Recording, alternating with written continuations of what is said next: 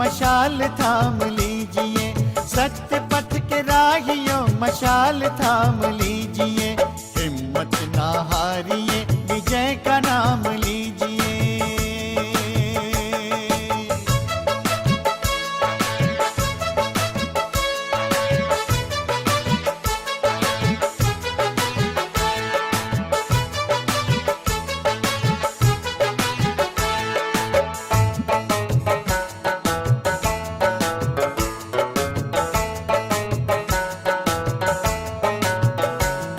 मशाल जो जला जलेगा आखिरी सांस तक, मशाल जो जला जलेगा आखिरी सांस तक, कारवां चला है जो चले क्षितिज के पार तक, कारवां चला है जो चले क्षितिज के पार तक। झुके नहीं ध्वजा सदा वो काम कीजिए, झुके नहीं ध्वजा सदा वो काम कीजिए।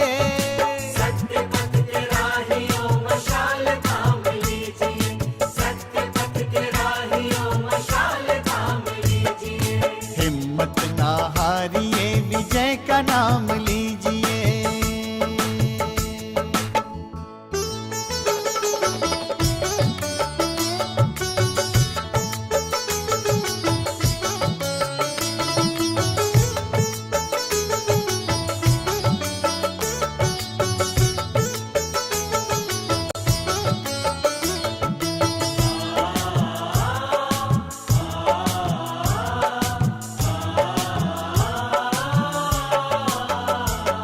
निराली अपनी राह है, राह पर अनोखा है, निराली अपनी राह है, राह पर अनोखा है, भाग्य को सजाने का मिला सुनहरा मौका है, भाग्य को सजाने का मिला सुनहरा मौका है। समर्थ का है साथ, व्यर्थ को विराम दीजिए, समर्थ का है साथ, व्यर्थ को विराम दीजिए।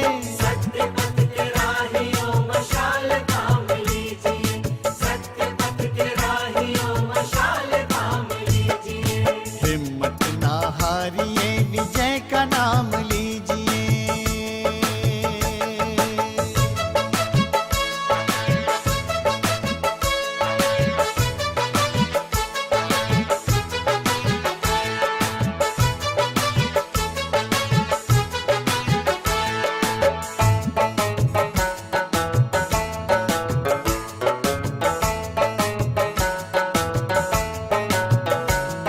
परम पिता के प्रेम का प्राणों में प्रकाश हो, परम पिता के प्रेम का प्राणों में प्रकाश हो, ईश्वरीय ज्ञान का इस तरह प्रसार हो, ईश्वरीय ज्ञान का इस तरह प्रसार हो। जाग जाए अल सुबह ललाम दीजिए, जाग जाए अल सुबह ललाम दीजिए।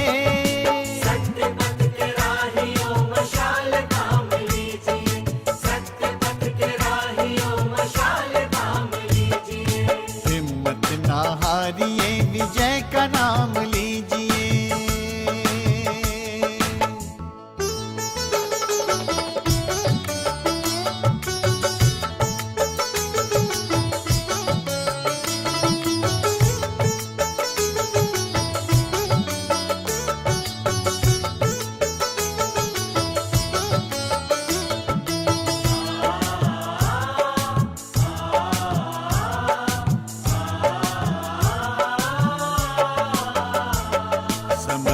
ये गुहार है, प्रभु की ये पुकार है, समय की ये गुहार है, प्रभु की ये पुकार है। तीव्र वेग से बढ़ो जगत रहा निहार है, तीव्र वेग से बढ़ो जगत रहा निहार है। लक्ष्य अपना लेके ही विश्राम कीजिए, लक्ष्य अपना लेके ही विश्राम कीजिए।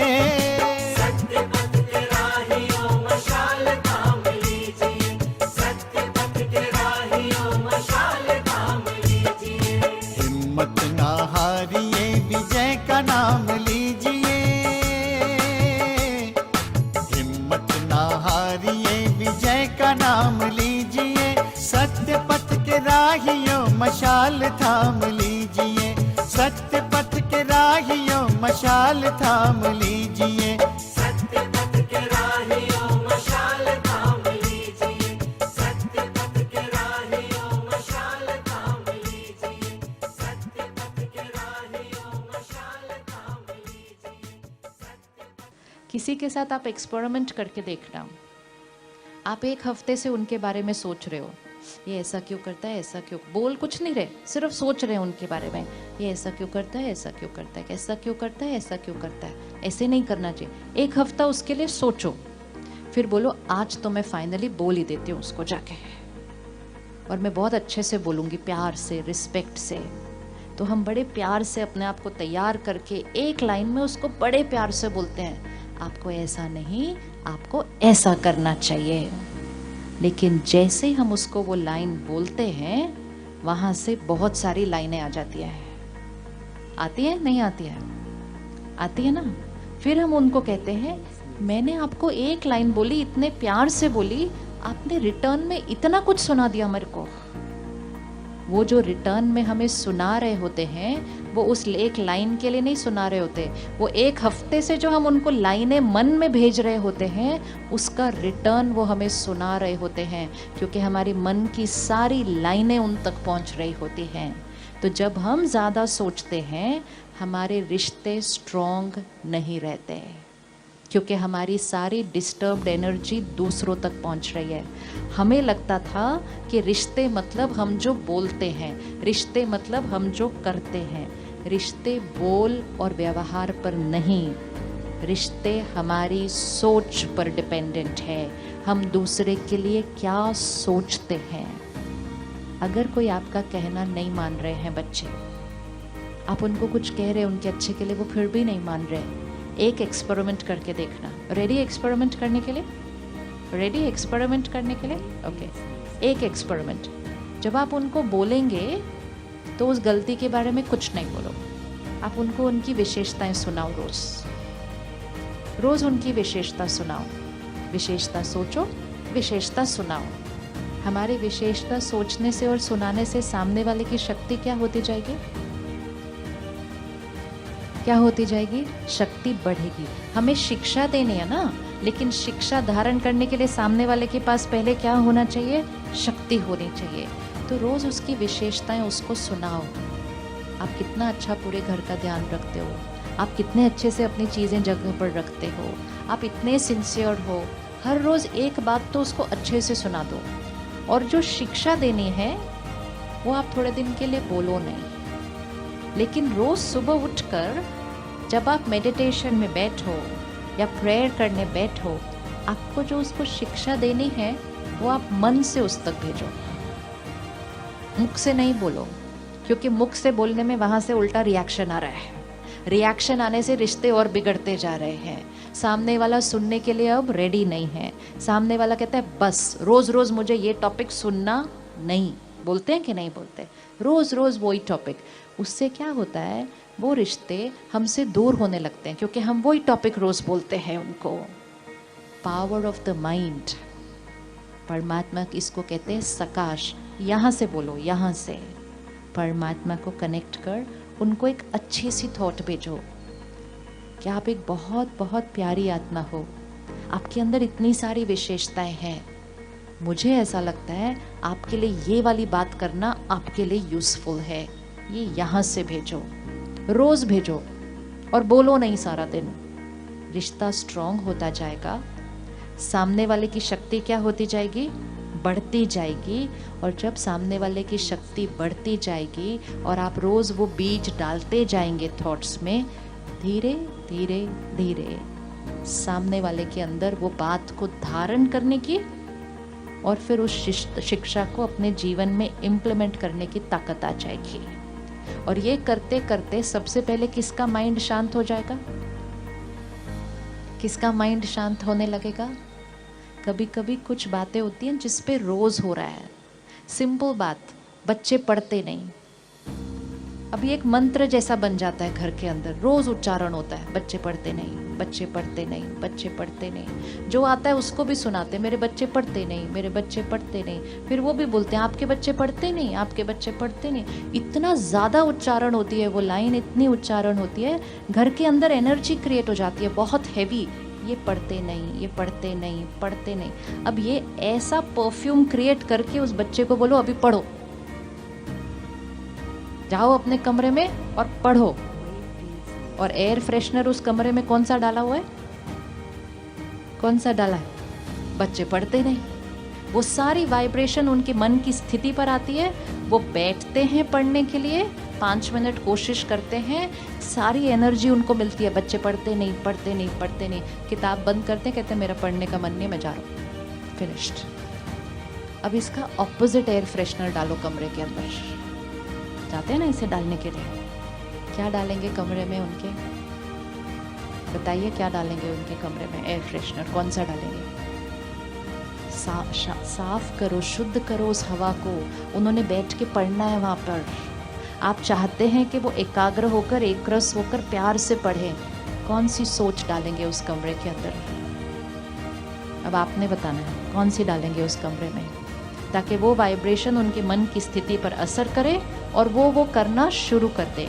क्या डालेंगे उस कमरे के अंदर? बताइए क्या डालेंगे उस कमरे के अंदर?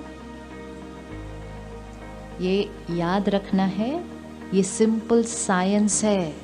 जो हम सोचते हैं, हम सब ने ये अनुभव किया है। जब हम मंदिर, मस्जिद, गुरुद्वारे, चर्च जाते हैं तो वहाँ जाकर भगवान को याद करना ज़्यादा इजी लगता है। घर में कोशिश करते हैं तो मन इधर उधर भटकता है, तो हम कहते हैं नहीं मैं मंदिर जाता हूँ। मंदिर जाकर मेरा मन बुद्धि एकाग्र हो जाती है, घर में इधर उधर भटकती है। क्यों ऐसा? भगवान जी क्या सिर्फ मंदिर में होते हैं? नहीं, भगवान जी को तो कहीं भी याद कर सकते हैं। फिर मंदिर जाके ज़्यादा अच्छा क्यों कंसंट्रेट होता है? घर में क्यों नहीं होता है? क्यों नहीं होता? क्योंकि मंदिर में, मस्जिद, गुरुद्वारे, आश्रम में सभी जो आकर बैठते हैं वो वही थॉट क्रिएट करते हैं। जो सभी आते हैं वही थॉट क्रिएट करते हैं। हर एक परमात्मा को याद करता है, उसकी एनर्जी अपने अंदर भरता है, वो ही वाइब्रेशन उस जगह में होती है। जो नया जाएगा उसकी भी वही थॉट चलेगी। अब आप चाहते हैं उस कमरे में, उस घर में बच्चे एकाग्र होकर पढ़ें, तो कौन सी वाइब्रेशन क्रिएट करनी चाहिए उस घर की? कौन सी वाइब्रेशन क्रिएट करनी चाहिए जिससे जिसका न पढ़ने का मन भी हो ना, उसका भी पढ़ने का मन हो जाए? पावर है हमारे पास इतनी पावर है कि जिसका पढ़ने का मन हो उसको भी डिस्टर्ब कर सकते हैं हम। और हमारे पास इतनी पावर है जिसका न पढ़ने का मन हो उसका भी पढ़ने का मन कर जाए, अगर हम वो वाइब्रेशन उस घर में, उस कमरे में क्रिएट कर देते हैं। तो कौन सी एनर्जी डालेंगे उस घर के अंदर? अभी वैसे भी फरवरी मार्च आने वाला, पता ही नहीं चलेगा, 2 महीने में आ जाएगा घर में माहौल। अभी से साफ करनी पड़ेगी हवा, उस दिन पे थोड़ी कर सकेंगे। क्या वाइब्रेशन डालेंगे? रोज डालनी है अपने घर के अंदर। कौन सी एनर्जी डालेंगे? क्या बोलेंगे? एक थॉट बताइए जो घर में डालनी है। हाँ, तो वो पॉजिटिव थॉट, हमें अपनी सोच क्लियर होनी चाहिए कि इस परिस्थिति में इस व्यक्ति के लिए मुझे कौन सी सोच क्रिएट करनी है। क्या बोलेंगे? बताइए ना, कितना इजी है। क्या बोलेंगे? पढ़ाई करें भी नहीं, क्योंकि करें मतलब नहीं कर रहे। इक्वेशन ध्यान से डालनी है। इनकी एकाग्रता शक्ति हाईएस्ट है, शक्तिशाली आत्मा है ये, powerful soul. Concentration power highest है, अपनी क्षमता से ज्यादा पढ़ते हैं और सफलता इनके लिए निश्चित है। 4 लाइनें, ये दुआएं हैं, ये आशीर्वाद है, ये वरदान है, जिसके लिए हम दूर दूर अपने बच्चों को लेकर जाते हैं और संत महात्माओं के पास जाकर कहते हैं हमारे बच्चे को आशीर्वाद दो ना प्लीज़, उसका एग्ज़ाम है। वो तो आशीर्वाद दे देंगे, लेकिन घर आकर अगर हमने सारा दिन आशीर्वाद नहीं दिए तो उनका भाग्य हम बदल नहीं पाएंगे। आशीर्वाद में इतनी ताकत होती है कि सामने वाले के भाग्य को बदल सकती है। आशीर्वाद की शक्ति बदल सकती है, नहीं बदल सकती? बदल सकती है ना। हम क्या करते हैं, जब हमारा कोई इम्पोर्टेंट काम होता है हम अपने बड़ों से आशीर्वाद लेते हैं ना। फिर वो हमें क्या आशीर्वाद देते हैं? आपका कार्य सफल हो। हम उनका आशीर्वाद लेते हैं, अपने काम पे जाते हैं, काम करते हैं, काम हो जाता है, हम उनको आकर कहते हैं आपके आशीर्वाद से मेरा काम हो गया। बोलते नहीं बोलते? बोलते हैं। उनका आशीर्वाद हमारा काम नहीं करता एक्चुअली। उनका आशीर्वाद हमारे मन की स्थिति को ठीक कर देता है, और हमारे मन की स्थिति जो सही होती है वो जाकर काम करती है, काम हमारा ठीक हो जाता है। लेकिन हमारे मन की स्थिति किसकी वजह से ठीक हुई? उनके आशीर्वाद से। तो क्या हम अगले 3 महीने के लिए अपने घर में आशीर्वाद नहीं रेडिएट कर सकते? कर सकते? करेंगे? 4 लाइन याद कर लेंगे अच्छे से? चलो इकट्ठे मिलके बोलते हैं। शक्तिशाली आत्मा है ये, powerful soul, concentration power highest, एकाग्रता शक्ति हाईएस्ट है। बोलिए बोलिए अच्छे से। कंसंट्रेशन पावर हाईएस्ट है, अपनी क्षमता से ज्यादा पढ़ते हैं, सफलता इनके लिए निश्चित है। 4 लाइन, 4 लाइन, वेरी इजी। शक्तिशाली आत्मा है, एकाग्रता शक्ति हाईएस्ट है, अपनी क्षमता से ज़्यादा पढ़ते हैं, सफलता इनके लिए निश्चित है। अगर कोई भी पेरेंट, आज 1 दिसंबर है, फरवरी एंड या 1 मार्च के आसपास एग्ज़ाम होने हैं, अगर घर के मम्मी पापा आज से लेकर एग्ज़ाम के लास्ट डे तक सिर्फ यही सोचेंगे और यही बोलेंगे, तो अगर उनके बच्चों के नंबर 80 आते थे तो 85 हो जाएंगे, 90 आते थे तो 95 हो जाएंगे, और 95 आते थे तो एनर्जी, उनके लिए एनर्जी क्रिएट करनी है। हम उनके लिए सिर्फ अच्छा खाना पीना देते हैं। आपको दूध चाहिए पी लो, आपको बादाम चाहिए खा लो, आपको अच्छी बात है। लेकिन शरीर को शक्ति देने के साथ साथ उनके मन को शक्ति देनी है। आज से शुरू कर दो। सुबह उठो, 5 मिनट बैठो, परमात्मा को याद करो, ये एनर्जी क्रिएट करो। रात को सोने से पहले परमात्मा को याद करो, ये एनर्जी घर में रेडिएट करो। जब भी बच्चा याद आए, बच्चे का एग्ज़ाम याद आए, 30 सेकंड रुको, ये एनर्जी क्रिएट करो, घर में रेडिएट करो। कोई और आकर भी बोले ओहो हो आपके बच्चे के एग्ज़ाम है, बोलो फुल स्टॉप। ऐसे नहीं बोलते हम इस घर के अंदर। No thoughts of anxiety, no thoughts of tension. Powerful house, high energy house.